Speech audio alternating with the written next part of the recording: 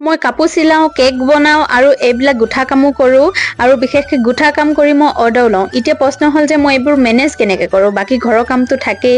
এই ভিডিঅ'টো চাওক, মই সকলোখিনি কৈ আছোঁ।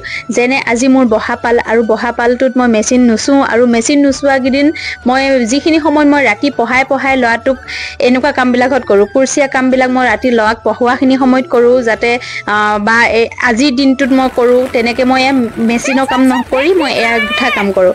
আনফালে বৰষুণ দেখিছে, ল'ৰাক লৈ আহিলোঁগৈ।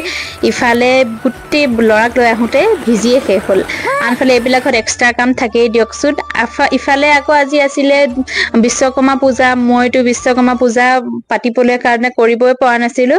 তলৰ দিদিকে ক'লোঁ যে আমাকো অকণমান পূজা কৰি দিয়ক। আমাৰ ঘৰতো গাড়ীখনত দিদিয়ে বৰ ধুনীয়াকৈ পূজা কৰি দিলে। আজি সুখে দুখে বিশ্বকৰ্মা পূজাটো আমি এনেকেই খেদাইছোঁ। আৰু আপোনালোকে কেনেকৈ পাতিছে ক'বচোন। ল'ৰাই নিজেই পূজা কৰিবলৈ পাই ইমান যে সুখী, কি বুলি ক'ম আৰু।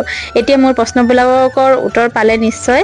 মানে কি হয়, যিখিনি সময়ত মই ফ্ৰী পাওঁ, মোৰ টাইম যিখিনি মই ৰেষ্ট কৰিবলৈ পাৰোঁ, যাতে মই এনেকুৱা হয় যে মই এতিয়া কাম নকৰিলেও মই ৰেষ্ট কৰিব পাৰিম, সেইখিনি সময়ত মই কাম কৰোঁ, ৰেষ্ট নকৰোঁ। সেনেকেই মই টাইমটো মেনেজ কৰোঁ। ভিডিঅ'টো যদি চাই ভাল পালে লাইক, কমেণ্ট, শ্বেয়াৰ কৰি দিব দেই।